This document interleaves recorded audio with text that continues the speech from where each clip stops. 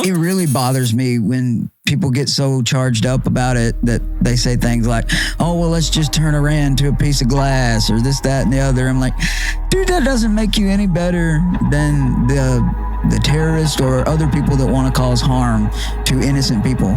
Do you realize what you're saying? Yep. That's what the warmongering propaganda wants you to feel like. That's what they want you to think, because they want you to support their forever wars where these defense contractors make mega bucks selling all the cool toys so that the army gets to go play with over there to kill people.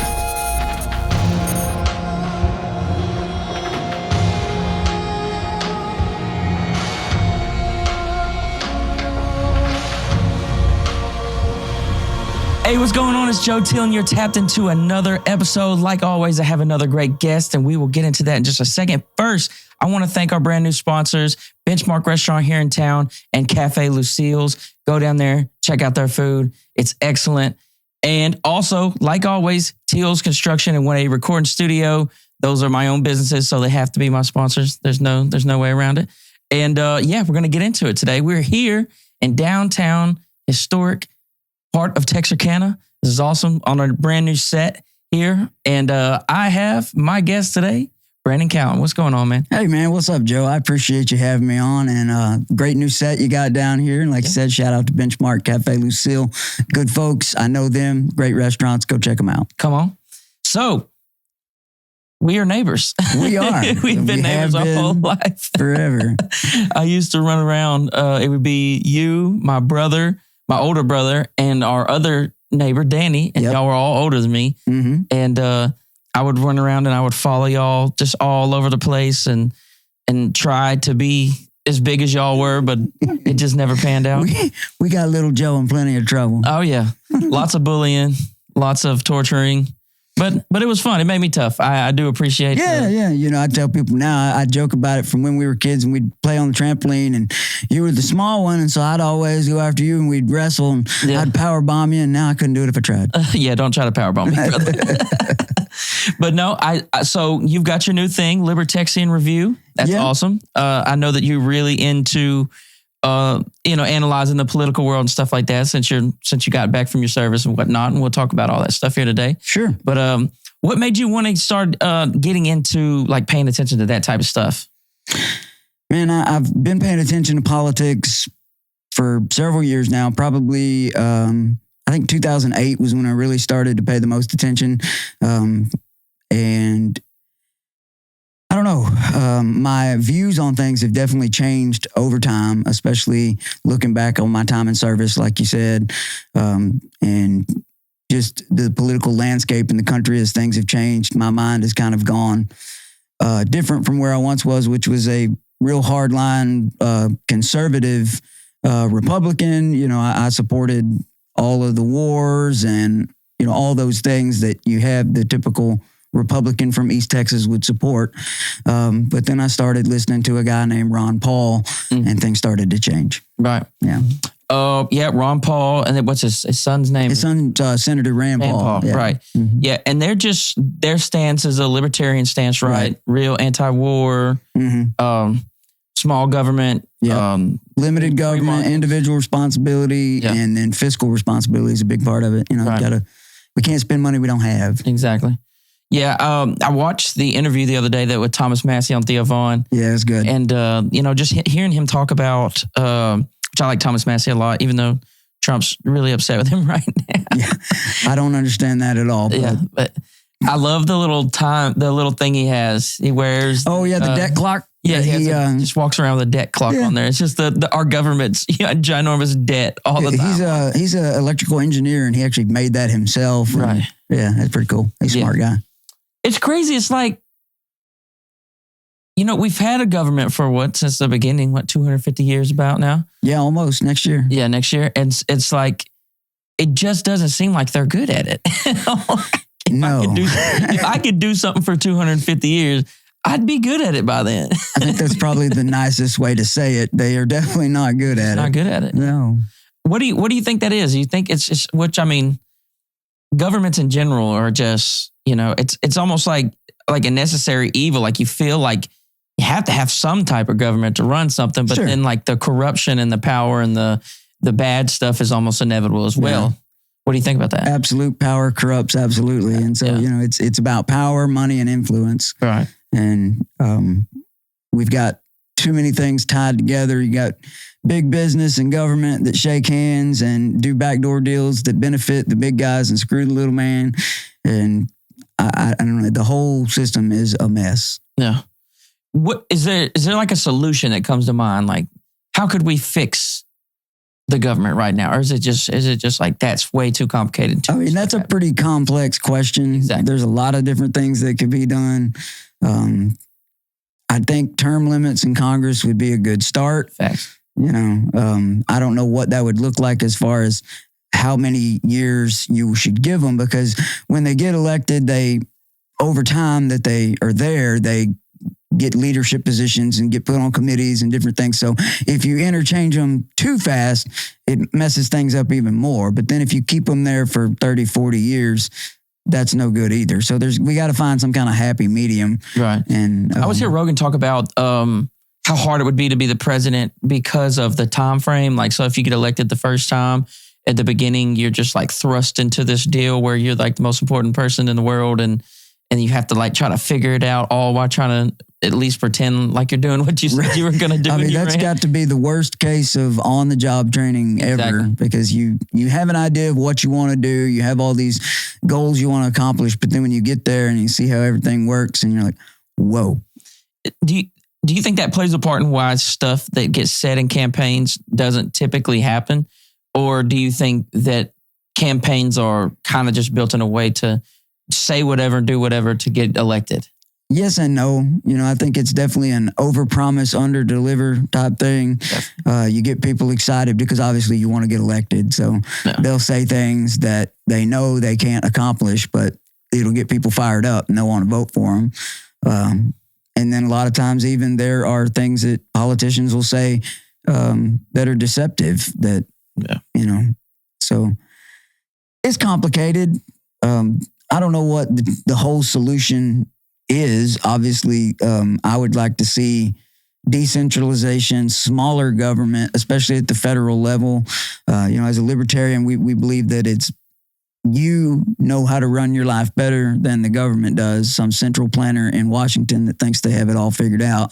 While we think that government's handled best at your state and your local level because those people are your neighbors. They live close to you.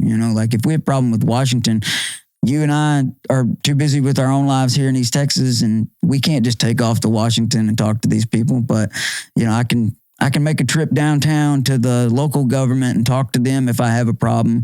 I can drive to Austin. It may be a little harder than here, but the point is it's quicker. You can get in touch with those people a little easier, I think. So it's like the people ruling us have lost touch with like reality, like what it's like to be like a regular person, huh? Right, absolutely. And that does feel like that when it comes to government. They live in their ivory towers in Washington, D.C., and they get paid a bunch of money, which they can write bills to give themselves raises. And, That's one thing that's strange to me. And I get, in a sense, I do get why people, and like I said, I'm not like a Trump hater. I just try to play it straight with him. But when like the blue collar working class people get so gung ho about like how he's so relatable, and it's just like that dude has never experienced anything. Yeah, I don't see that at all. Like he's not but it happens though. True. People feel like that Trump, he's for us.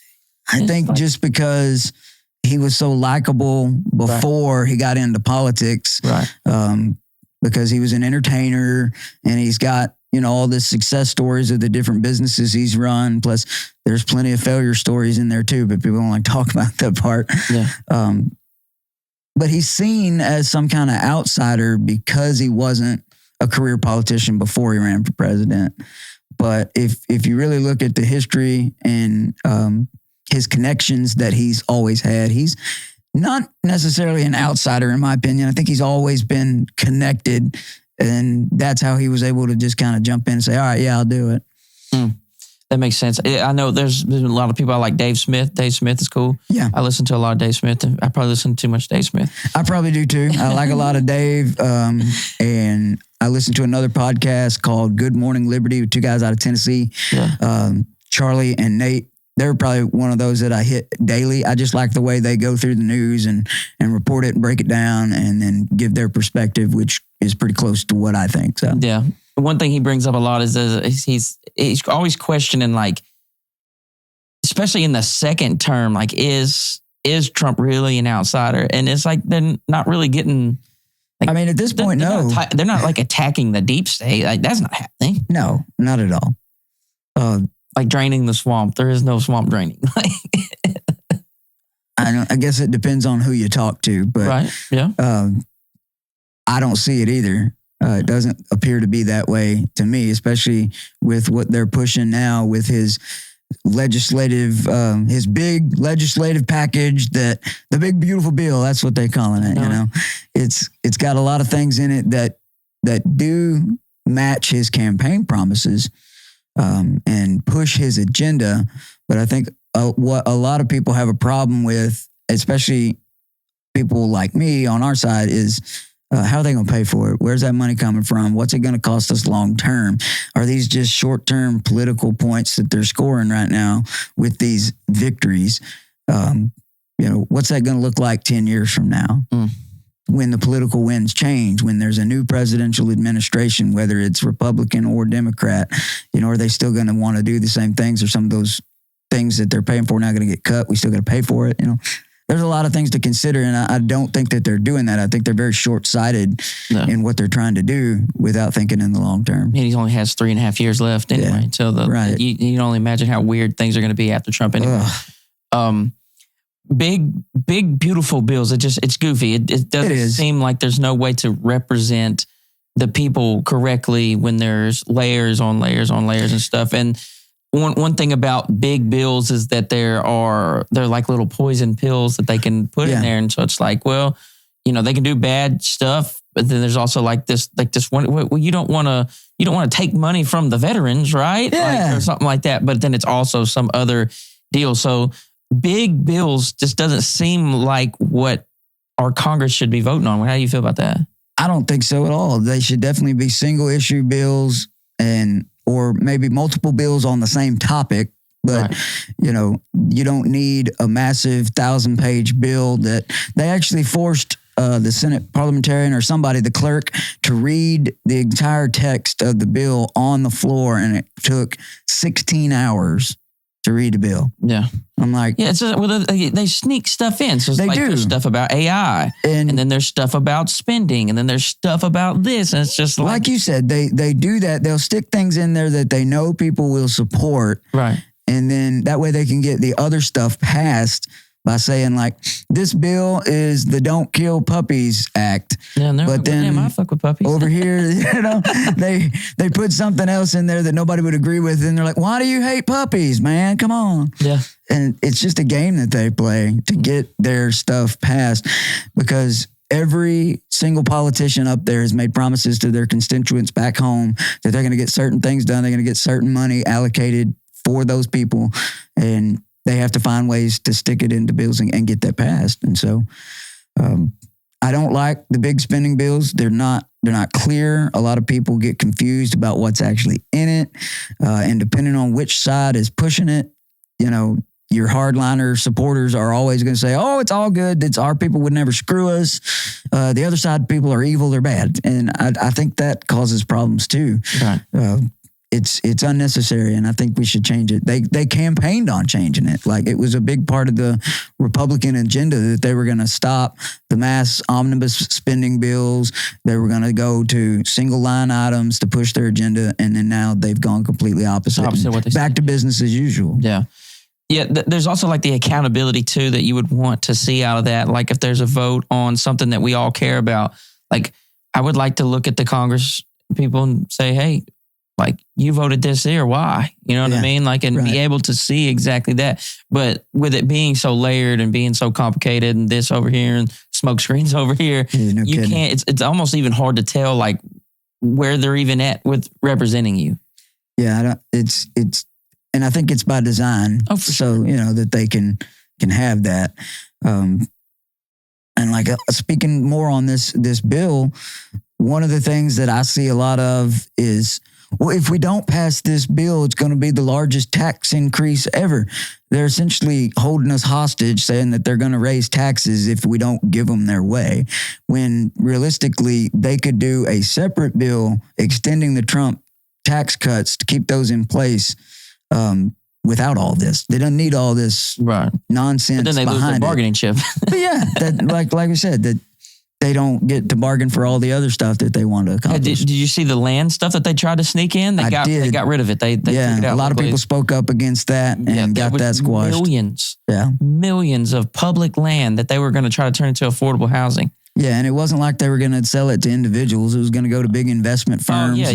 Folks like BlackRock, and it was just going to be cookie cutter development somewhere that somebody's going to charge too much for. Yeah, well, it's like that public land is for people to go out and be able to use that. Like not everybody has their own patch of woods or stuff like that. Like BLM stuff in Colorado. There's millions of acres of land. I didn't even know this. My neighbor actually put this on. He moved from Colorado. He lives at the end of the road. And I was going, this is a redneck story. I'll just tell it. I was at I heard gunshots in the woods back towards where I have some land at. And so I was going to get in my truck and go drive to the back and see what was going on back there, make sure nobody was shooting on my land. Yeah. This just sounds country as hell. But anyways, I get to the corner. It gets worse. I get to the corner and there's my new neighbor. I never spoke to him yet. He's sitting there drinking a beer. He's just sitting by the side of the road. I guess he's letting his dog use the bathroom or whatnot. Yeah. I rolled down the window. I said, hey, you hear some gunshots?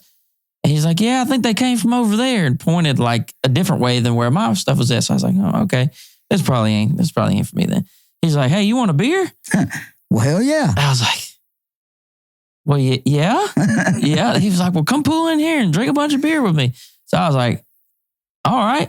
So I sit down and pull a chair up and let him just for over an hour, I sat there, was drinking beer with this dude. I just met him, just having a conversation. He come from Colorado anyway. And that's when he was telling me about like the BLM, not the other BLM, but the BLM that has all the land. Bureau of Land Management. Yeah. And he was like, yeah, dude, you can go out there and do whatever you want. And I was like, that's nuts. Yeah. Like, we don't have that in Texas. No, there's really not a lot of public land in Texas. Right. Like you can go down rivers and stuff. All the rivers and the waterways are public, but then you have private land along the banks and stuff. So you have to either get permission or there's like a certain amount of easement where you can pull up and you can camp on the side of a river. But as far as big swaths of wide open public land, we don't have it in Texas. Yeah. But yeah, there's a lot out west. If you look at the map, it's crazy the amount of public land that's out west. And it's really cool. I watch a lot of videos on YouTube of like overlanding and jeeping and people that go out to these like BLM lands and just out in the middle of nowhere wilderness and camp for several days. It's really cool. Yeah. That's like, outdoor boys guy just out there going to public places. I miss boys, him. Man. I miss him. I get it though. No, absolutely. Like I respect him for making the decision for his family, but I definitely miss his content. Yeah, that dude is the most wholesome dude on YouTube. For sure. He was so cool. I love him to death. And hopefully it won't be a total goodbye. I think he has plans to come back and do some things every now and then. Yeah, and his son, Outdoor Tom, if y'all still want to keep up with him, he's got his YouTube channel now and doing videos more frequently. So that's cool. But yeah, man, like in just one little sneaky swoop, they tried to get rid of millions of acres of land. Yeah. And it's like, some of the lands are like right outside of like national parks and stuff. So it's like where the animals migrate during different seasons and stuff. So it's like, oh, well, we're not touching the national park land. Yeah, but you're taking away maybe like their summer spot. Right. You know what I mean? Or a spot there where the animals move and stuff. It's crazy. That's not to get too deep into that, but that's just an example of stuff that they'll just try to slide in. Like, hey, by the way, we should sell all this nice, perfectly, public land that was always intended for the public to some private deal. And it's like, why would y'all do that? I don't understand it either. Like maybe if some of the public land was backed up to a city and it was just, undeveloped, they weren't using it for anything, I could maybe see selling some of that for housing. But then again, it goes to who are they going to sell it to? What's going to happen with it?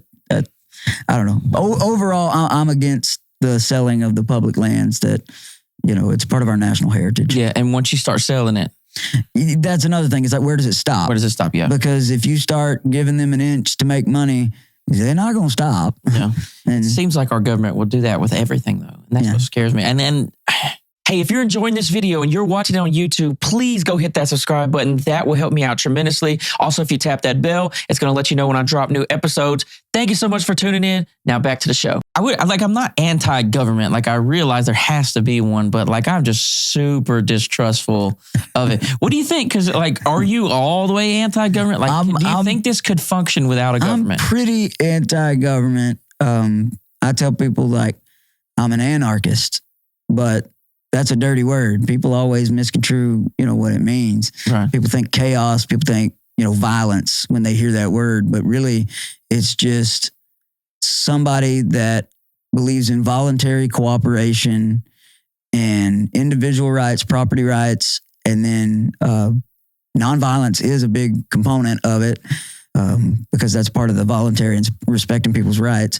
And then I would be considered anti-government, but at the same time, I do recognize the need for a government. So I always say, philosophically anarchist, because I kind of believe that's almost a utopian dream, just like full-on socialism and communism doesn't work. It's utopian.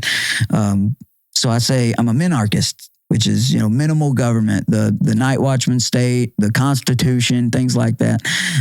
It's the least amount of government as possible. I want a government so small you forget it exists. Yeah.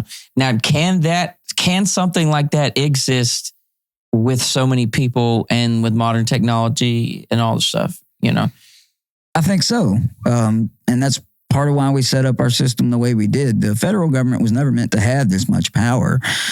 Your respective state governments were supposed to have more, so that it goes back to what I was saying earlier about the people locally govern themselves better than trying to govern 330 million people all under one set of rules. It just doesn't work like that, because even within our country, we have different social constructs and different ways of believing in different sections of the country. Like the way we do things, the way we believe here in East Texas is far different than how people believe over in, California, West Coast, just for the obvious differences there. So, I definitely think less federal influence, more state and local is the way to go forward. Could the United States function if it only had state government? But how would they, what I think about is like, how would they deal with the rest of the world? And that's part of the reason why the federal government was created. Right. Because the states decided, hey, we are all in this together. We need a federal government to represent us on a international level. And so, obviously the federal government has the responsibility of national defense, and it has the responsibility to ensure that no states create laws that would go against people's rights and stuff like that. Yeah. They've overstepped their boundaries of what their function is supposed to be, in my opinion. Yeah. I mean, and we could, it would be a long conversation to dive into each area on that, but that's something we could do sometime. Man, they were really cooking when they came up with the Constitution. I mean, no system of government is perfect, but I think that they tried their best to create a system of government that was limited, but people have figured out ways to work around it, and you see how we are in the position we are in now. That's why a lot of people, especially in the camp that I follow, they don't think the Constitution is a good document because it had good intention, but then it didn't work. Like, if it had worked as designed and as it was intended, we wouldn't have what we have now. Right. So, well, it seems like the politicians are like professional loophole finders, though. Yeah. Just to be clear, though, I do support the Constitution. Yeah. I don't want to be any confusing to anybody listening. I'm not saying that. I agree with it. I think it's the best course of government and how we should try to implement it. But I guess it's both our fault as the people not holding the politicians accountable just as much as it is them taking it and running away with it the way they have. We failed our job. It's so difficult, though. It's so difficult because it takes like coordination and stuff. Yeah. Like you're saying that we're probably guilty of not coordinating enough. Right. Yeah. And I think a lot of people are politically apathetic and don't pay attention, and they just let it. Low information voters. That's a big problem too. Yeah, and they hear news. They see news headline. I mean, I was like this forever. Yeah, most people are. They read headlines, they decide which team they're on, and then they just go with that. Yeah, and I think that's a big problem too. Is we treat political parties like they're our favorite football team, and sure. It's okay to criticize your own team, and when they do things wrong, speak out against it. But a lot of people don't, because they say, oh, well, you're just, if you're a Republican and you try to criticize a Republican administration, they'll say, oh, you're just a Democrat, or, vice versa when the roles are split. So, it's tough. Yeah, it's a very interesting thing. I do think things are starting to change, though, because of conversations like we're having and other podcasts and media. It seems like people are leaning more towards getting their information from those type of sources instead of the old media that's totally complicit in the government thing. Yeah, and paid for by corporations. Yeah, I mean, it's essentially state-run media without coming out and saying it. Yeah, it's professional loopholes. They're finding everybody knows their way. And they thrive on the ratings, which is another reason why Trump was had such success, is because media companies saw him as a gold mine. Because whether you loved him or you hate him, you're tuning in, you're going to watch, the ratings go up, the money goes up. It's that way. Yeah. Drama creates clicks, man. Exactly. I've realized that for sure. I don't know. It's like, I love capitalism. I think it's right. Yeah. Obviously, there's aspects of like, not to say there's like good aspects of communism, but like we all can agree that like the fire department and shit like that is a good idea. Yeah. Where that's not technically communism, but that's everybody deciding like, hey, we need this one group and our money goes to this one group, and they do that. And I don't know. Do you think that there's some form? I say that, just don't let me get lost in that. But I say that to ask this question: do you think? Because let's zoom out real big and think about all the different type of governments throughout time, right? Even democracy's new. Rome kind of had like a democracy type situation, but it wasn't like what this is. No. Now, do you think that even though we tend to feel like we're super advanced and we know so much and we've figured so much out, do you think there is a type of government that's even better than everything that we have now, whether it's monarchies, communism, socialism, capitalism? Do you think there's a government that we haven't thought of yet, like a type of government that hasn't been fleshed out yet since humans have been doing this for like 6,000 years now? I don't think so. You think we've I think we've pretty much exhausted all avenues, and all we can do is take the model we have right now and try to make it better. That's what you think? Yeah, definitely. And that's where it comes in my stance of less government, because I think when we get government out of the way and let the market make decisions based on people's preferences, you have a better success rate. And I know people have these views about capitalism that they're blaming capitalism for our problems.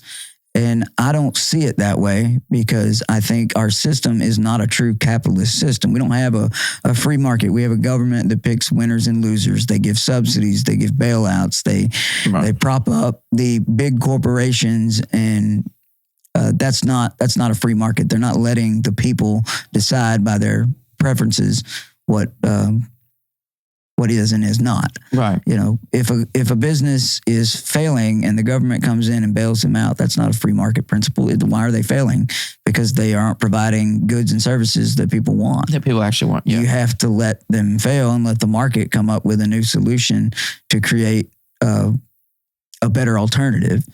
Yeah, I think of the music industry, and I think about how what we hear a lot of the times is what we're supposed to hear, as far as the way the music industry is set up. And now it's getting a little different, where streams and stuff are happening. Now you're seeing like a change of that.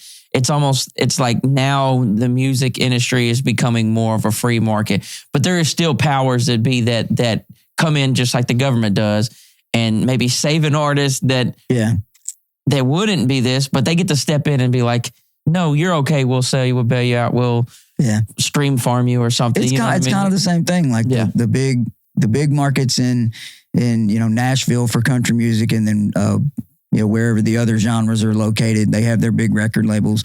They push who they want to push. Exactly. But now in the age of the internet, you've got people getting discovered all across the country on independent labels and self labels.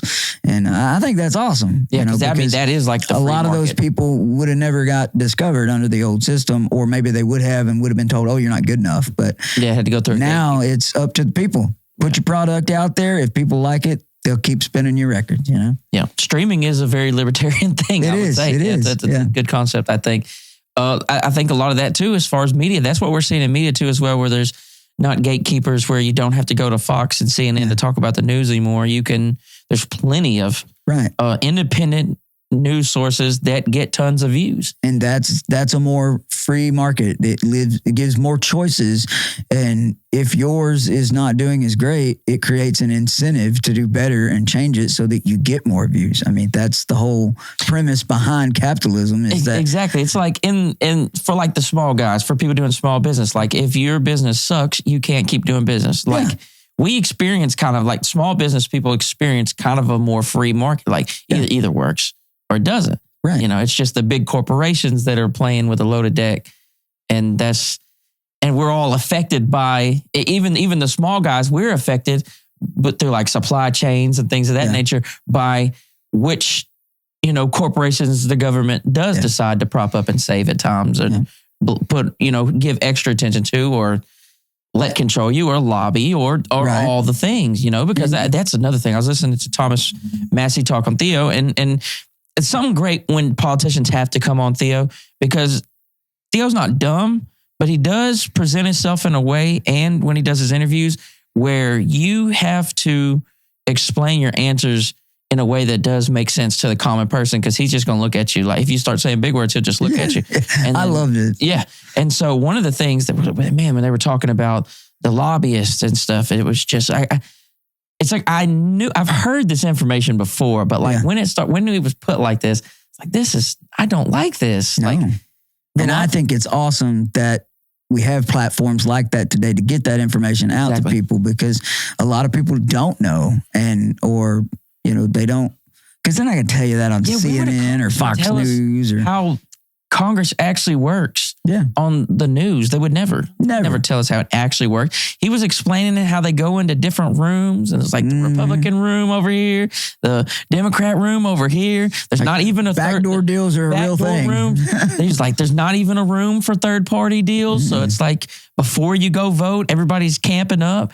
He says the Republicans don't like him, Democrats don't like him. He don't know which room to go in. It's like it's like, how is this like it just does not feel like there's any actual thought about we have to represent like these people. Yeah, no, the politicians have definitely forgotten that they are representatives first. And another thing that I hate is them being referred to as leaders. They're not our leaders. They're our representatives. They are sent there to represent the will of the people. Yes, you want people to have leadership qualities, but they're not your leaders. Yeah, our government isn't really supposed to. So you're saying our government's not supposed to be our leaders? No. They're supposed to be our representatives. They're supposed to represent and that's what the people. Words actually mean. That's why in this district, we're in Texas District 1. We have one representative that represents, I think, like 740,000 people. Yeah, that's what Zach was telling me. Yeah, so his job is to go to Washington and represent the district and what we want. And he works for us. It's not the other way around. We don't look to him for leadership. We say, hey, this is what we want you to do. Go do it. And that's just not how government feels. No. Even the president. Yes, the president is the leader, but they're the leader of the government. They're supposed to go keep everybody in check and run and make sure the government functions. They're the executive of the business. The government is the business. President's the chief executive. They're supposed to run things. They're not leading us. We tell them what to do. And people have forgotten that. And these politicians hold themselves in such high esteem, and we treat them like celebrities when it's never intended to be that that's way. Really hurting my head. I mean, it makes sense though. They are the representatives. They're not, all right, but you would never, the common person would never think about our president as like not our leader. Like this is our leader. This is like if they say like the leaders of the world meet, we would say, okay, well that means we're sending our president. when I say that, obviously, like I said before, you got to have that leadership quality to you, because you got to be able to go in there and get things done. Right. But it is time to be over our country. Yeah, we do want you to like lead correctly. But it's about the way that you look at them. It's your perspective towards what that person is, who that person is. And I think that we've kind of got misdirected into it. And, other countries, they do have like, dear leader. We're not that. We're America. We're free people. We're individuals. We don't have a leader. Yeah, that would be a key difference between a president and a dictator or supreme leader. That's the beauty of our country, is that if you don't agree, that's okay. Yeah. You're allowed to say that publicly. And you're not supposed to get arrested. Yeah, you're not supposed to get arrested. You're not supposed to get, I guess canceling is legal, but it just seems counter. Oh, yeah. Canceling people is different because you're not locking them in a cage. Right, for sure. There are consequences to voicing your opinion. Whether it comes from, your business that you have could suffer because people don't agree with your politics, or people that work for someone else and they don't agree with that. They can, they have the right to fire somebody that they don't agree with. Yeah, there is a consequence. Because you're representing their company. Yeah.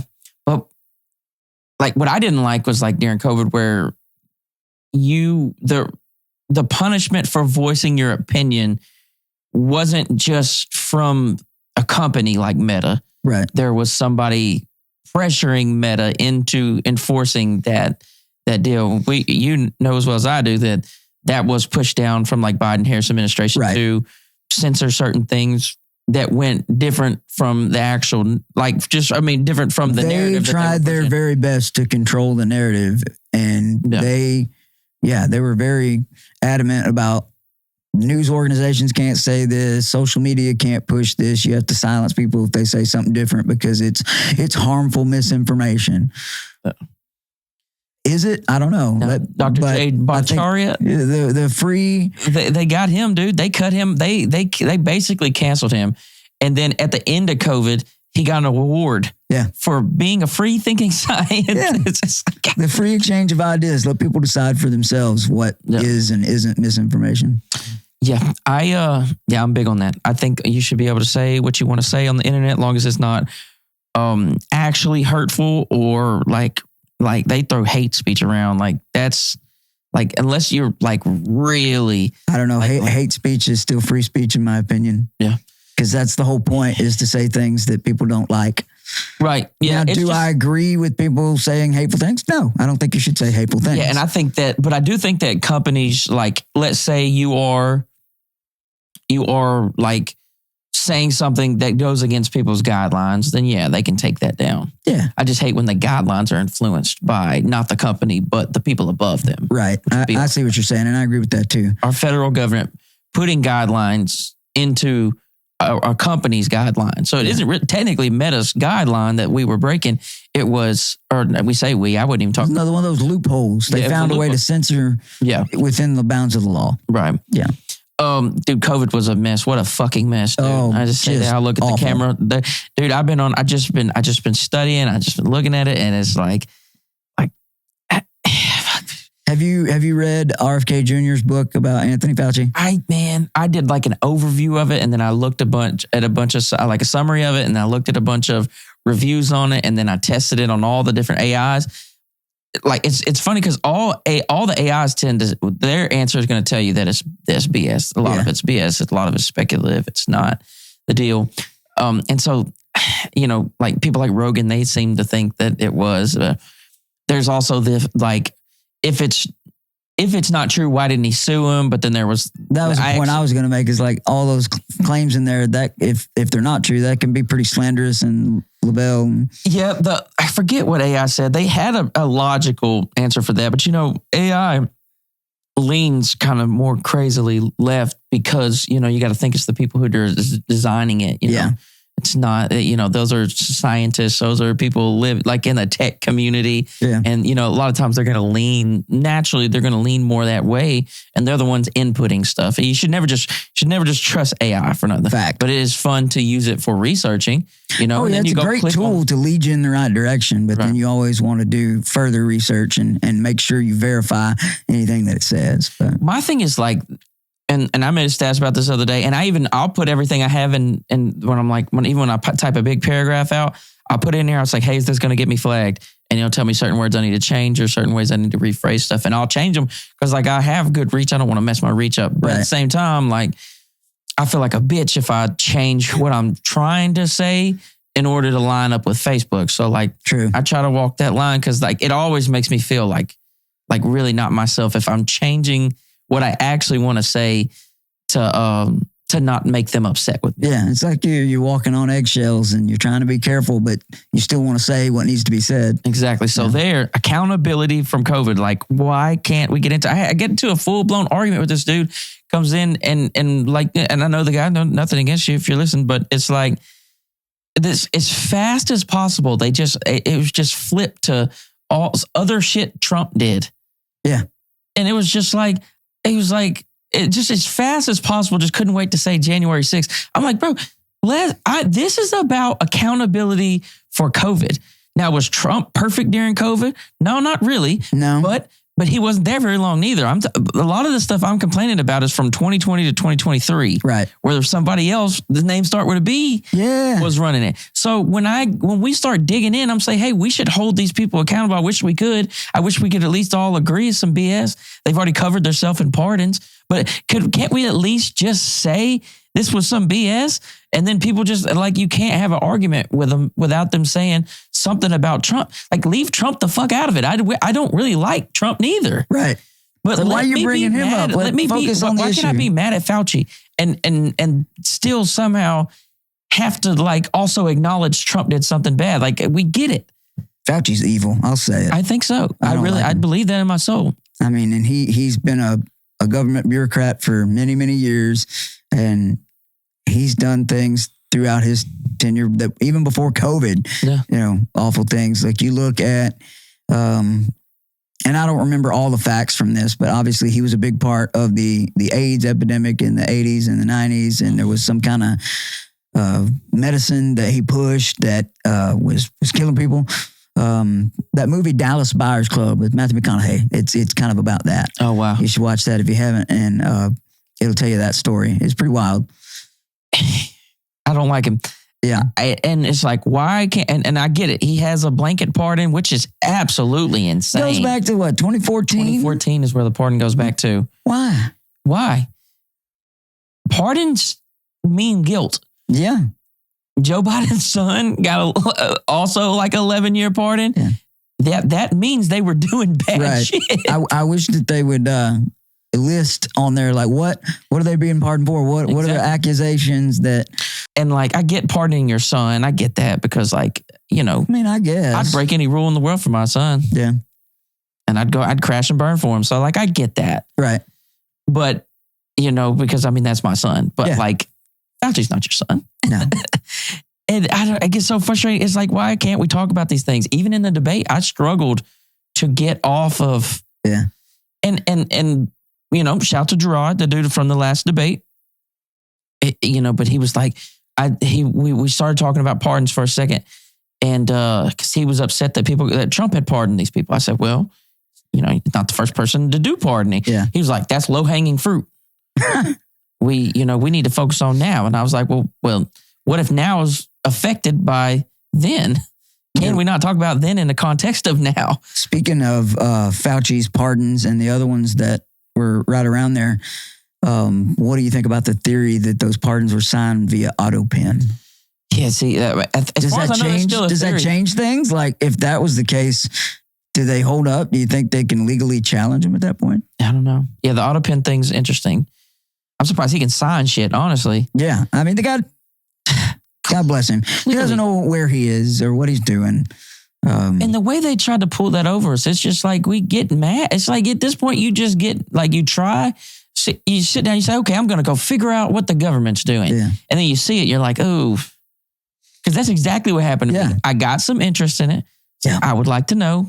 I'm getting older. I need to learn some shit. Yeah. I see it and I'm like, brother, Yeah. why is it like this? Yeah. This man clearly has dementia. And that's one of the things that I've kind of been looking into lately is I got interested, which I guess it's really not on topic with what we're discussing, but the national debt, the annual deficits, and how the money works is something I've been looking into lately. And once you start diving into that and understanding how that system works, it's like, oh, well, now it makes sense why they do things the way they do and why they have this theater called politics to cover for... It feels like wrestling, doesn't it? It feels like WWE. It does. It's WWE, man. And the elections are a popularity contest. It's crazy. It's a scam. It's a scam. It is. And it doesn't have to be. It's still better than a dictator, for sure. Yeah, and I think that's the thing is they give us enough that it keeps people satiated and happy to where they don't revolt.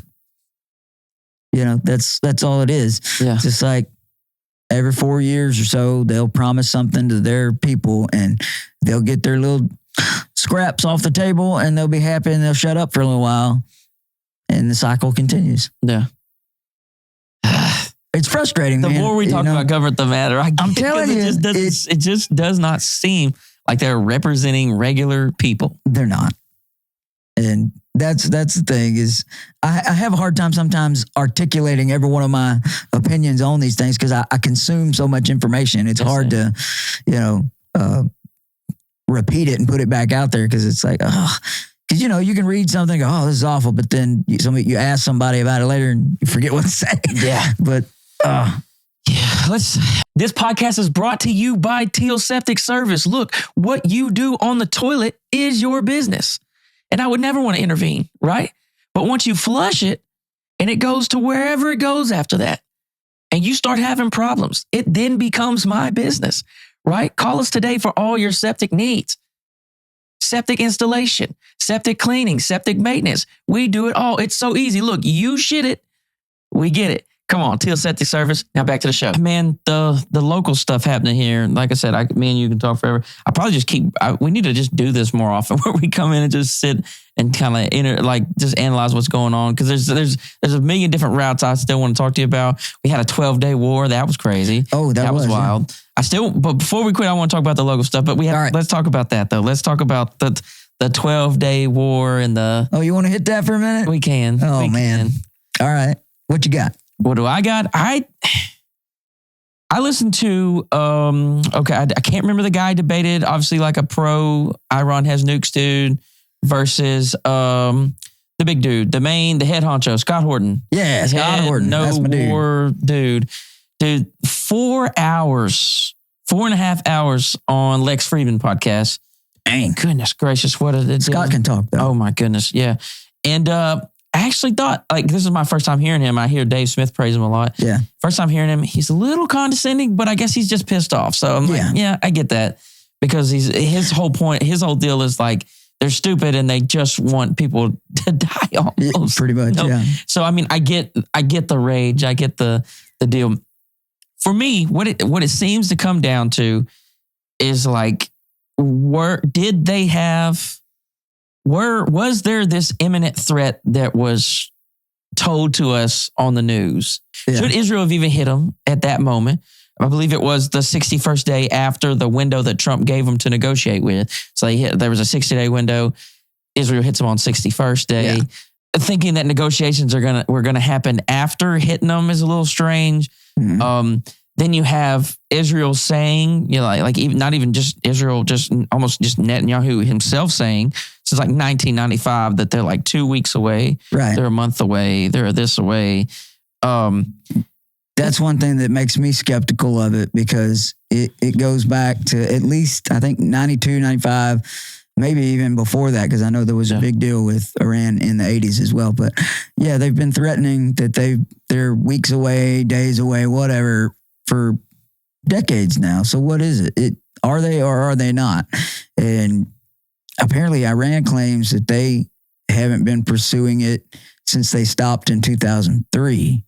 and they are using their enriched uranium for energy. Right. But, from my understanding is that they have increased it from 3% enriched uranium to 60%, which is 90% of the way of what you would need to actually create like a bomb. Right.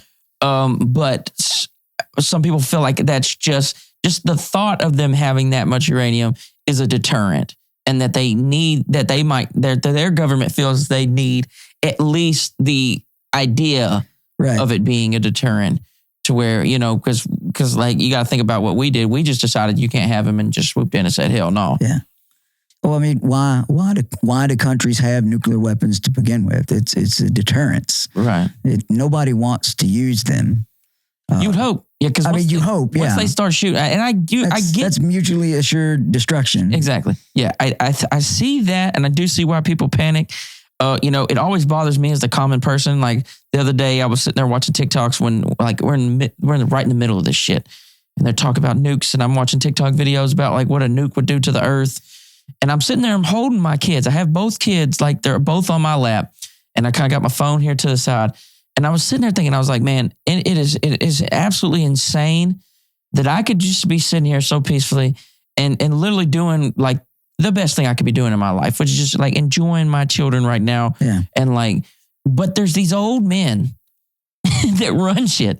And like, there's a possibility they could get mad enough at each other that they just blow this whole bitch up. And it's just wild because like, as a common person, as just a regular dude out here, like I have zero control of that. Like I have no control of what this government or this government might do. And all I want to do in this world is like just take care of my family. And I do get that, like you said, they're deterrents, so they can use those to, in a sense, protect your family by just having them. Right. But then we've decided like which countries can have that. Which, like, if you're a fan, because what a lot of people don't do, and I know I get the ranting, you just have to bear with me. What a lot of people don't do is put themselves in other people's shoes. And if you think about every issue as like an American and from how you grew up, you'll never understand any of these other countries. I agree with that 100%. So like we say, hell no, y'all hate America. We can't allow you to have this. And I get the American sentiment behind that, and why Americans would be like, hell yeah, we can't let them have that. But then like, what about the Iranian family? Yeah. That deterrent could be what saves them from getting blown off the map. You know what I mean? So it's like, we're just lucky we live here and people don't think about that. For sure. We're very fortunate to live in our country, even with all of its flaws, compared to the rest of the world. I do think we're better off. Yeah. And also the same, like you're saying, that what if that's protecting the Iranian families that aren't radicals, they aren't crazy, they don't support their wild regime that's in charge, just like here, people don't support the government, whether they're, preferred candidates in charge or not. And so it's like that there too, those people are being persecuted by their own government just as much as anywhere else. Imagine someone coming over here and shooting you because Trump is the president. Yeah. Just like shooting a random person, just like, Joe, Trump is your president. You must feel that way. It's like, I'd be like, no, don't shoot me for him. I don't have anything to do with that. He's stupid to me a lot of times. Like, don't shoot me for him. It really bothers me when people get so charged up about it that they say things like, oh, well, let's just turn Iran to a piece of glass or this, that, and the other. I'm like, dude, that doesn't make you any better than the terrorists or other people that want to cause harm to innocent people. Do you realize what you're saying? Yeah, people also lose sight of the civilian aspect. Right. There's no war that can be fought right now in the whole world where military on military is going to meet, really. But that's what the warmongering propaganda wants you to feel like. That's what they want you to think, because they want you to support their forever wars where these defense contractors make mega bucks selling all the cool toys so that the army gets to go play with over there to kill people. It's which what they're selling to all those different sides too. Yeah. We've funded wars all over the world. Our tax dollars are fighting each other. Yeah. It's crazy. So, I mean, it seems like so they could have, like I said, Trump hit them with the deal. Yeah. Said it was the end of the 12-day war. There was a ceasefire. They didn't listen to the ceasefire. He cussed at them. Apparently they stopped. It does seem like, at least at the moment, everybody's chilling. So maybe we avoided big catastrophes, but I don't know. I think that they're just kind of taking a step back, restructuring plans, and I think it's far from over. Do you think something like this would actually like do the opposite of what they were saying they wanted to do? Like the goal was to obliterate the nuclear program. Yeah. Do you think that this could actually push them in a different direction where they say, look how we're getting bullied right now. Right. This is why we need that. And that was one of the reasons why I was definitely against U.S. involvement in it. Because sure, we don't want a dangerous regime to have weapons that they could use to cause the devastation and destruction. But at the same time, you have to look at it from their perspective and why they would want to have something like that, because they don't want their people to be attacked either. Right. And Israel has a reputation of bombing its neighbors and playing the victim. I mean, they that's that's a whole. We could really get into Israel and the support or for it or against it, and that's a long conversation in itself. Yeah. They have attacked 6 of their neighbors in the past couple of years, though. But as far as Iran goes, I think if they weren't building a nuclear weapon before, they certainly are now, because they've been attacked not only by Israel but by the United States. So. And there's no guarantee. There's conflicting reports on whether or not we completely obliterated their nuclear sites, like our government seems to be pushing that narrative that we did. Some are saying that they set them back a couple months, and they could easily, well, not maybe easily, but they could definitely go and repair things and get their system back up and going. There's also reports that they moved a lot of their uranium and parts from those sites beforehand. So it's hard to know what exactly is true. And I definitely think that right after the attacks occurred was too soon for them to say, oh, well, yeah, everything's obliterated, because they didn't have time to get people in on the ground and investigate. It's a real Trump thing to do, though, is just like, we did it. Sure. We did it. I think it's a lot more complex than what they're pushing. They're pushing a narrative that we've won and that we've devastated them and the problem is solved. But I don't think that's the case. I think they just kick the can down the road like they do with most things. Yeah. And it'll be an issue that we'll have to do, probably a year from now. Iran will rear its head and we'll have to do some kind of other intervention. Or what's more likely is that the neocon establishment, warmongering class will try to establish the narrative of we have to do a regime change in Iran because they're dangerous. They may not have nukes now, but they could, or they could. There's a lot of talk about the sleeper cells that are supposedly in the United States and throughout the world. So, I think it's very likely that there will be some kind of attack in the near future. Hope not. I don't want that to happen. Obviously, this is just my perspective based off of what I know of history and the war efforts.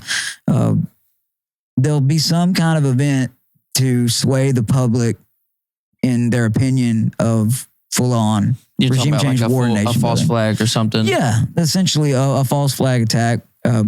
Whether we put Iran into a corner where we make them attack. Because you can only put a rabid dog in a corner so long before they leash out at you, or if it's the intelligence community who has a history of creating chaos across the world, creating an event that gets people to support another war that will be devastating to not only the local population but our men and women that go over to fight in it. If you look at the 20 years of the war on terrorism, the devastation that it's caused for the veterans that have came home from it, I'm one of them. It's not always physical injuries. There are the PTSD and mental health aspects that go along with it that's caused so many people to end their lives at home. Do we want more of that? I don't think we do. And I think that diplomacy is the best way forward. We've got to come to some kind of agreement with them to avoid a greater war. Yeah, I think they'll have to do something like the JCPOA where they come back in. Maybe Trump renames it so it's not what Obama called it, but they rename it. They make some type of negotiation where we limit that number or whatever, and we keep inspecting and making sure that they don't. But it worries me because I think Benjamin Netanyahu and the leaders of the Israeli government want that war. It's been very apparent for years that they've wanted war with Iran. They want to change the regime there to a more Israeli-friendly regime. So the tight-knit relationship between Israel and the United States, it's like what are we going to do? Are we really going to put America first, or are we going to do whatever they want us to do? Yeah, which is not America first. No, and it's pretty concerning. And okay, that's enough on that. But we'll come back to that. There's just those things are fun to talk about, and maybe we help get somebody like maybe a better understanding. But there is something about talking about things like that do have those unknowns there. Yeah, where it's like it's good we talk about it and learn, but at the same time, it's like you almost, because of a lack of information, you can almost, all you can do is speculate and some things. So I don't know. I obviously don't like what Israel's doing in Gaza up until this point. Should they have responded to October 7th? Probably so. Yeah, I mean, they had the right to defend themselves. All organic, but maybe it was, maybe it wasn't. I don't know.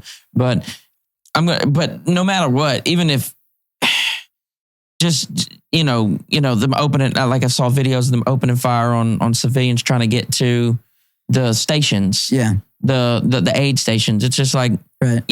I mean, they've got IDF soldiers on record with media organizations saying that they were given orders to shoot at the civilians that were going to the aid. Like, how is that defense? How is that anything other than just slaughter? No. It's wrong. Yes, I'm having a hard time getting on there, but you got your pro-Israel people. Yeah, when Tucker Carlson, that's a really tough one in the United States, especially because a lot of Christian evangelicals have this support for Israel that they believe is backed by scripture, but I think it's a misinterpretation, and that's a conversation we can have another time because it goes all the way so much into it. But I don't think we don't owe any allegiance to the modern secular state of Israel based on the Bible, in my opinion. I don't think so. Sorry. I don't read it that way. Not all the way from Genesis, not before, like Jacob, who Israel is named after. Right. The promises of Abraham were fulfilled in Jesus Christ. If you believe the New Testament. Yeah. So the New Testament, I mean, because if we're following that rule, then we're following stuff from Leviticus that says you can't wear shirts that have different, there's about that, or you can't eat bottom feeding fish, or you shouldn't eat pork, or all the rules from like Leviticus. Right. Were those abolished through Jesus or no? Yeah, that doesn't apply to us. At least that's what they try to say. But then it's like, you can't have it both ways. Yeah, because even if the land is holy, that doesn't necessarily mean the people are holy. You know what I mean? Right. So and I think I saw an interview with an Orthodox Jew that was kind of explaining it, that throughout history, Jerusalem, the holy city, has been under the leadership of different empires. And it didn't matter who laid claim to the land at the time. It was still the holy city regardless. And it's a big deal, big complex issue there. Yeah. And people have very strong feelings on both sides. Yes, they do. And I'm not saying you're wrong. I just, I don't really like to talk about it just because it does make people so uncomfortable. And there's a lot of pushback, especially from people that I generally agree with on other things. Like, because I am a Christian and I do lean more to the conservative side of the liberty movement. People get uncomfortable when I tell them, well, I don't support Israel in that way, and I don't agree with what you think the reason we should support them is. So. Yeah, for me, it's a stretch that the Bible's telling us to support a government that, because I get it. I mean, if you want to support Israel, support the people. Yeah, people. Go evangelize and tell them to accept the Messiah. That's your support there. Do humanitarian work, spread the gospel. That's the way you support Israel. Yeah, but for us to have to blindly follow leaders, but government leaders, is that's absurd. That's crazy, especially when they're doing things that you can clearly see are wrong. Yeah, I don't know how the mental gymnastics it takes to come to that conclusion. And he's under investigation and everything. For corruption and all kinds of things. And the fact that one day Trump comes out and says, oh, they don't know what the fuck they're doing. And then the next day he writes this glowing essay about how Netanyahu's the greatest thing ever. And it was so long. Why was it so long? Like, why? Yeah, what kind of influence do these people have? And then in there said they need to drop all the charges against them. Like, what is... Like, if he's doing something bad, they need to have a court deal. And if he gets not guilty, he gets not guilty. But if he's guilty of something, they need to have a trial. They need to figure that out. Is somebody in the Epstein files? You got to I don't know. But you got to think about this. If you believe that verse in the Bible, that's telling you would want him to have a trial, right? Because you wouldn't think that God is telling you to follow this man that's about to that is wrong, doing something wrong. Right. It doesn't. You would want him to have a trial and be proven innocent. Right. Because we're supposed to follow. We have to help them. Yeah, that's the thing too. It's like, well, if he is innocent, then take the facts to trial and prove it. Yeah, I would like to see him. If they can't prove his guilt, he can prove his innocence. Exactly. I know you're innocent until proven guilty, but if the charges that they hold against him and the allegations don't hold up to the truth, then that's worth seeing. Yeah. Of course, to tie all that up before we go in, there's a couple things to say, right? We are not anti-Israel. That's not what we're saying. Correct. We're not anti-Jew. That is not what I'm saying. Correct. We are not pro-Iran as far as we want their government to have nuclear weapons. That's stupid. I don't have that. All I'm saying is I could see why they would want a deterrent themselves, even if they don't have the weapon. Right. And for all I know, they in secret they could be cooking one up. It's kind of ironic that the United States has them and we're the only country that's used them in war, and we get to tell everybody who gets to have them. We're the ones that did it. Yeah. We've dropped them. We did. Hiroshima and Nagasaki. A very tame version of what is out there now. Correct. That's another thing, is that the bombs we drop are nowhere near the mass destruction that the ones that are in service now would cause. No. So I think it's another thing when we are showing concerns about Israel's fighting force and their government. Yeah. This is not, I'm not it's talking nothing about against the people. It's Jewish not about people, their religion. Israeli people, however, it's hard to separate a little bit because of Judaism is it's so tied into the national identity there. Yes, but there's no other place like that. We're saying that from the Bible, it just doesn't seem like you're supposed to just support them as a government.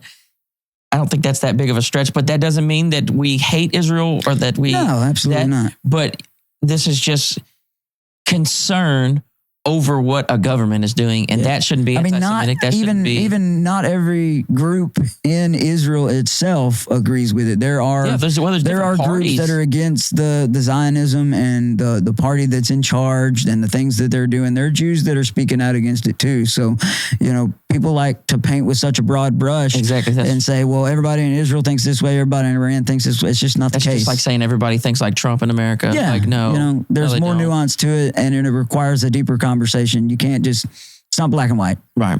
But I do appreciate what we've said, and I believe I try to be fair and keep an open mind with it and understand perspectives from different sides, because I do understand the fear aspect that people have. I don't know how true it is, if it's been worked up and propagandized to get you to support certain things, probably so, but who knows? I just hope cooler heads prevail and peace prevails for everyone involved. Yes. I hope there's less civilian deaths. I hope there's less wars. Yeah, less war, less death. That's what I'm about. Yeah, no World War III, none of that shit. No nukes, none of that. Nobody actually using...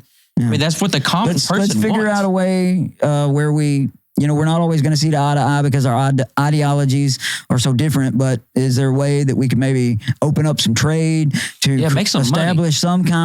some kind of friendship to where we have a mutual understanding and respect for each other in that way? Right. Because that promotes peace. Yeah, I agree. And trade is good because making money promotes peace. Right. Everybody's happy with that. Nobody wants to...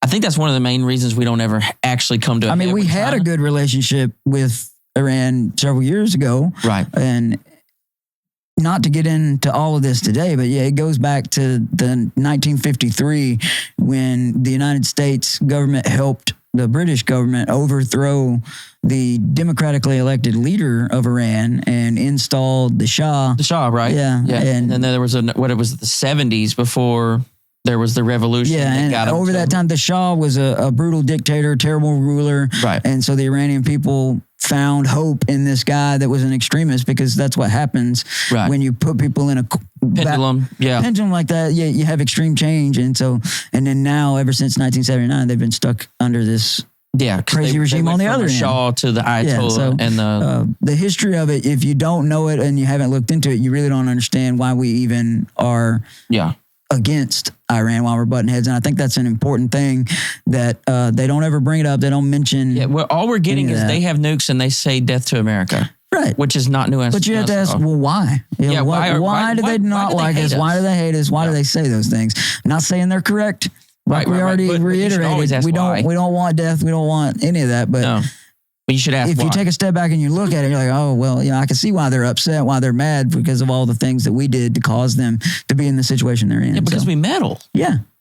And that was actually the first one that the CIA helped topple, and then it just kind of expanded from there. And I think it's like somewhere around 60 countries since then that we've done things in. 2014, Ukraine. Yeah. So, I mean, it's pretty wild. And that's a whole rabbit hole itself. Yeah, we didn't. But yeah, it's important to consider those facts when you hear all of the rhetoric about, oh, they're evil, this, that, and the other. That there's more to it than just the surface. Yeah. So, man. All right, enough about that. We'll be here all day. Yeah, but that's good. I mean, you have to talk about it, bro. You do. You have to bring it up. They're talking about the headlines. You know, if you're hearing us now, go research it for yourself. Go look it up. It's out there. It's unclassified. And read all that both information's sides. there. Good Yeah, Lord. for sure. Like if you find people that you trust, like me, I've had to just be like, okay, I don't need to just trust Dave Smith and Scott Horton on this. I need to go listen. So I've been listening to other deals. I mean, I trust them generally. They're just because they're consistent. But if I ever have a question on them, I'll definitely look it up and research it myself. But. Yeah. So locally, man, like I want to start. Yeah, I always cover my bases before I start talking about anything. I am not anti-police. That's stupid. I don't think we should defund the police. I don't think we should do any of that shit. That's retarded to me. That's dumb. That makes zero sense. I think I'm not even against our local police department. I just have this. These are like grievances that keep coming up and inconsistencies and stuff. And if it's okay to go cry about everything on Cheers and Jeers when people can cry about waitresses messing up, then it should be okay to get on the internet and say things. And I even wonder if I'm pissing the police off sometime and if I might feel repercussions from this later, and I really hope not. It's just so what happened was there was a working lady, and she's at work and she left her, I think, a 10-year-old. 10 and a 7-year-old. 7-year-old at the house. And, for a lot of us, that happened to me as a child. Yeah. I would be at the house. I mean, I don't know how old I was when I first was left home alone, but my situation was a little different since my grandmother lived next door to me. So she was there to check on me. Mom was more comfortable to be able to leave me. Plus, I was taught well how to handle myself, things I knew I shouldn't do, things I could do. Like I could make myself a sandwich at 10 years old and be fine for a few hours during the day. Keep the door locked. Yeah, keep the door locked. And if I had any problems, I could go to my mom's house or I'd call her on the phone. Yeah, I would call my mom. I remember calling my mom several times throughout the day, or her calling the house phone. And I would answer, hey, Mom, everything's good. Everything's okay. Yeah. Right. And it was really common, especially this time of year when kids are out of school. Yeah. And parents got to go to work. And childcare wasn't as expensive back then as it is now, but it was still a bill. It was still something people had to pay. Yeah, I had to bring my cousin in from Tulsa that just graduated. Yeah. She's watching my kids this summer because I couldn't afford to put both of my kids in daycare at once. I mean, I don't have kids, but I've got plenty of friends that tell me, daycare or childcare is about $150 a week minimum. Yeah. Depending on where you get them kept and stuff. Yeah, so it's tough. So she goes to work. Here's the kicker. There's an emergency. There's a fire. The neighbors come help. Yeah. And help get the kids out. But there was an emergency while the parent wasn't there. And that's because there's no legal age in Texas where you're not supposed to leave. You can leave as long as there's not an emergency. I think the suggested number is somewhere around 11. Yeah. So something bad happened while they were gone. And so they arrest her for child endangerment and all that stuff. And then they take the kids and put them in CPS. And then they get on the internet, which I say this all the time. And this is something that Rogan has put in my head, I guess. And that's just be fair to go back to who originally said it. We're all teenagers with social media, right? Yeah. Nobody's an adult in social media because it hasn't been around long enough. Yeah. So even if you started when it really started, you're just now maybe 20. Right. And so institutions like the police officers, like the police, institution itself, with social media pages and stuff like that. And as they find out sometimes when they post things and shit doesn't go their way, social media, even the police they're just teenagers. Yeah. In knowing how to work the technology. And so now technology is a part of how the police force. It's public relations. Yeah, it's public relations in a way that's different now, And so I think it was partly the hashtag what threw people over, not in our neighborhood. Yeah. I mean, I know that's a common one that they use on all their posts, but it was definitely not a good look on this particular incident. Yeah, it was like they bragged that they arrested this working woman. lady, and now I hear that there's like ICE involved, and that just makes me sad too, because I don't think that now you're start to up the chances that the kids don't get to see their mom anymore. Yeah. I think from what I know, she's a single lady. From what I've read, I guess people close to her say that she was married at one point. She was brought here by her husband, and then he left her and the kids and moved several states away. And so they were basically abandoned, and she was just doing her best to, make ends meet and get by and provide for herself and the kids. But she didn't have any other family in the area, any other resources like that. And I guess couldn't afford to go back home, wherever that is. Right, yeah, because it's not easy either. Right. That's expensive to make a big move, especially internationally. So ICE will work that out. Huh? Yeah, unfortunately. I hate that. But I do hate that.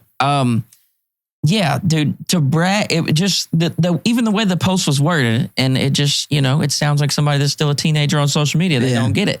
To brag about taking this lady away, it just wasn't a good look. And I just think that it's in a volatile time for them, because there's also this other thing looming over their head. And it's something that I touched on. Right. And it blew up. It just went ballistic. I saw that. And, and I don't mean for these things. I didn't sit down and be like, yeah, I'm about to type this viral post. I just got mad. And I was just like, hey, this is, because it's like inconsistencies and injustice and things like that.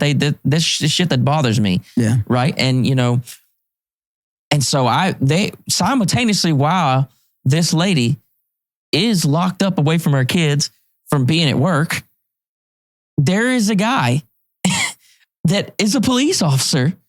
And as far as I know, and I may be wrong, and if I'm wrong, somebody fact check me, please. But as far as I know, he's still on administrative leave. Really? But I'm not sure. And so if that's wrong, I sincerely apologize. I'm allegedly he's still there, so I can't get like sued or anything for saying this. Yeah, right. Allegedly, from my understanding, he might still be on, and even if he's not, maybe they fired him, maybe not. That doesn't matter. He makes bail and he's out. Yeah. Right. So we have a guy that, and I don't even think I said what he said. He's the P word. I don't even like saying it because YouTube flag you. But and his bond wasn't even as high. Yeah, I heard there was a deal made to get the bond, but they got him out. Okay. Pretty much same day. His original bond was $600,000, so that would have took $60,000 to get him out. And whether the full 60 was paid, I'm not entirely sure. Yeah. Alleged rumor was something else, but I can't speak to that. Okay. So that's all alleged, and I won't like trap myself by saying that. Yeah. I got to cover my bases. But so that's what we have. So like now you have like this thing that's like, oh, there's this poor lady over here separated from her children, and Zach Gilly that has done inappropriate things with a minor while on the job. Inappropriate things with a minor in a police car during a police program, abusing his position of authority. You have that guy out on bail and a lady that couldn't pay bail if she even thought about it. Now there's like a GoFundMe. If you look real hard, you could probably find that if you feel moved by that, try to help this lady out. I signed a petition. I don't know. Yeah, I signed a petition as well. I think that they were trying to get the bond lowered. Yeah. Because from my understanding that for the offense she was arrested for, that was the standard for that. So I don't think it was a judge here that decided that. It was just, that's what it is for that charge. Right. So, but I guess it's also case by case basis in Texas on whether or not. Somebody sent me, when Waylon got the kid in town, bless his soul, when the parents, the mom of that deal, allegedly, because just in case I get my numbers wrong, I'm not trying to get fucked up like that, but her bond was $35,000. Damn. Which is crazy low compared to this lady that was just at work trying to provide for her kids. Yeah. Gets $115,000 bond. Yeah. So it's just like, it's a storm of like not making sense. No, not at all. And like we said, that in Texas, there's no minimum age requirement for leaving kids. It's up to your own judgment. But when accidents and things happen, that's when it changes, which is maybe something that could be looked at future in the law. Yeah. Because Let's see. The law basically says, sure, leave them at the house, but if something goes wrong, you're held liable put you in a for bind. it. Yeah. So it's like, I guess it's basically encouraging you to not leave them. Yeah. You know. But I mean, you have to. But you got to do what you got to do. You got to do what you got to do. And a 10-year-old that is good and has its wherewithal, has been trained properly, can be left, for a few hours during the day for somebody to go to work and be fine most of the time. Most of the time. I know a lady who said that she taught one of the boys. I don't know if it was the older one or the younger one. So she's familiar with the family, and she's like, "Oh no, those kids are good. They're smart. They would be fine. They know, what to do to take care of themselves. And if an emergency happens, like what happened, they know how to get out and seek help." So yeah, I mean, and it sounds like the neighbor knew part of the situation exactly, and was there, and so they weren't directly watching the kids, but they were there to keep an eye on if something happened, and they did. So there's been times where my neighbor texts me and says, "Hey, we're running to the store. Just peek across the road." And I don't see anything wrong with that. And I don't think she was neglecting her kids at all. And I think the arrest was wrong. Yeah, and now it's too far. Oh yeah, it's too far now. Especially she's been arrested, she's been found, and ICE has been called in, and I've got opinions on that too. Me too. I don't know if I really want to get into it today, but because it's a long conversation. But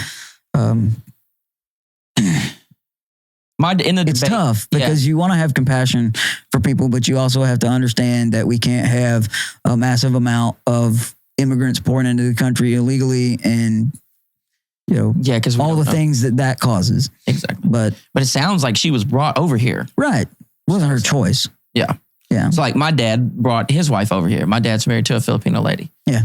And so like if something happened to my dad, and then something happened to her, she would just be screwed.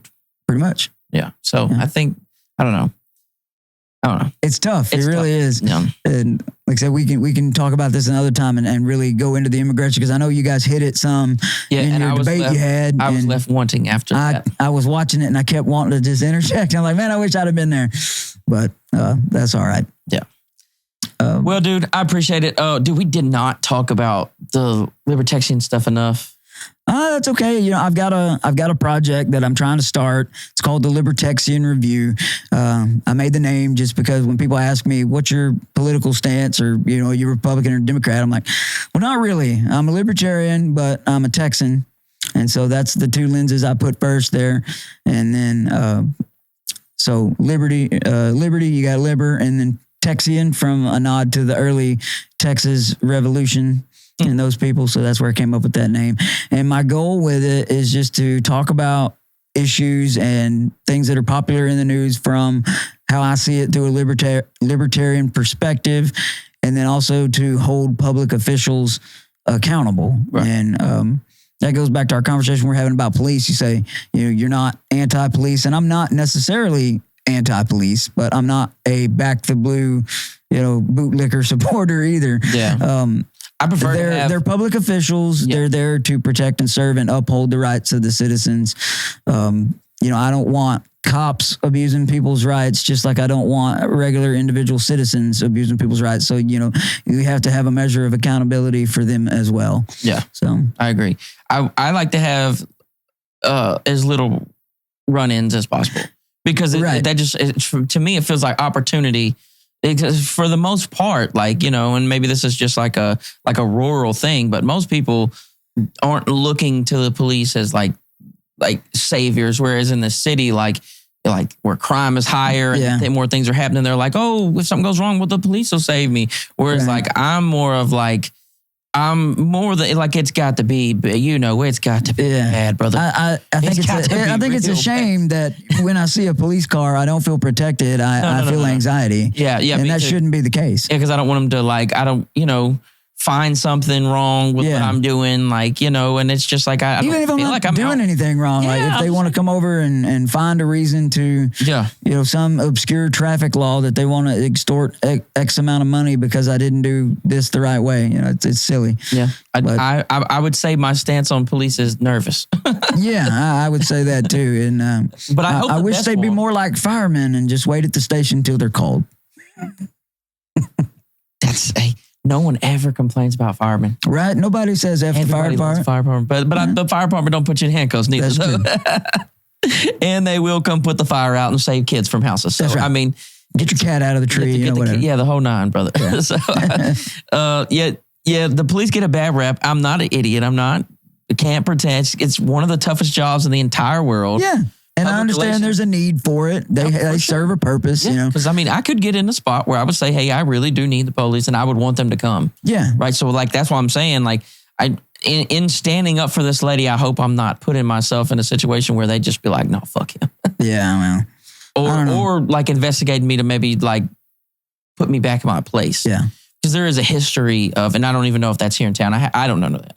But like there's a history, obviously, throughout the way. I mean, you got to think about the mafia, the mob, the crime. I mean, police corruption, police privilege, those are both real things. Yeah, and that's been happening for a while. And I think that's part of the reason why people are so uncomfortable with police these days. And it needs serious reform in how our police officers conduct themselves. And there are ways that we can improve it for the safety of not only the citizen, but the law enforcement officials as well. It needs to be mutually beneficial. Yeah. So, yeah, I don't hate cops necessarily, but I'm not a huge fan. No, I'll put it that way. I'm nervous, but I do hope that I hope that when I see them out, that they're not about to like come get me for some random thing. I hope they're out like actually protecting people. Because I'd like to come back and talk about it sometime because it is part of my project. And part of what got me motivated to do it is there's a guy in Arkansas. His name's Justin, and he's with a YouTube channel called The Random Patriot. Have you ever seen that? He does First Amendment and Fourth Amendment audits. Somebody tagged him in my post. Yeah, he's pretty popular, and so he'll go to like city halls and different public buildings. I need to get him on the show. And it'd be really good. He's kind of controversial because he tests how our public officials react when we're exercising our First Amendment and Fourth Amendment rights, like your freedom of speech in a public place. Like if I went and held a sign on the steps at Bi-State that said "fuck the police," it's not a message that many people would agree with or like to see in public, but it would be under the law the right to say it. Right. And a lot of times police officers and other public officials will confront the individual saying the things like that. And it gets pretty nasty, which obviously creates YouTube clicks. But that's not his purpose. It's not to get clicks. Anybody doing media, just like us having this conversation, we want clicks. We want people to hear it. That's why we're doing it. But his point is to show, are they really respecting and upholding our rights, or are they exerting authority over us that they don't have? Right. So that's another thing. That's one of the reasons that I wanted to start my organization, was to do that, to hold things accountable and to test, are our rights really being respected or are they not? Because you have the right to say offensive things, even if people don't like it. As long as you're not threatening people or being aggressive, it's covered. And then your Fourth Amendment, police officers can't just come up and ID you for any reason. They have to have reasonable, articulable suspicion of a crime in order to ask you for your ID. So like if they get a call and say, you're at a gas station, somebody doesn't like you, thinks you look suspicious, and police come up and start questioning you, that you have the right to ask them, well, what law have I broken before you give your ID? They can't detain you, can't arrest you unless they have that. I've just seen so many videos where that doesn't seem to work. That's the problem. Yeah, because police officers think they have the ultimate authority and they can just do whatever and everything they say is a lawful order. It's not. So there's things like that need to be reformed so that police officers do their job better, and it creates less altercations and escalating situations that don't need to be escalated. Yeah. So that's where I'm at on that. I hope to do some stuff here locally. I hope our police officers and our public officials respond well, but if they don't, it'll be online. So keep an eye out for that.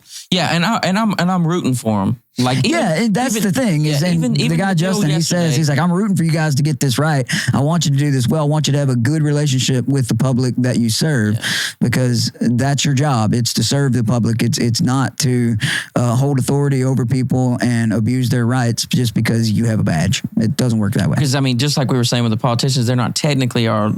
Oh, there went that one. That's down. Anyways. I'll just end it on my camera view and we'll be good, because I don't feel like fixing the camera. Brandon Cowan, I'm not even sure I said your name at the beginning. No, I don't think you did. I just got going, bro. So Brandon Cowan, Libertarian Review is coming out. Hopefully I can be a part of that in some way because I like that. I like what you got going on. I like our conversations. We always seem to get into some stuff. For the channel, like, share, subscribe, do all that cool stuff. Go find him on Facebook. And it's on Facebook. You're going to be on YouTube soon? I will be on YouTube when I start the podcast, yeah. Nice. Bet. So thank y'all for tapping in. We just hit a little 140 piece. Easy work. We appreciate y'all, and we'll see y'all next week. Thanks for having me, Joe. Yes, sir.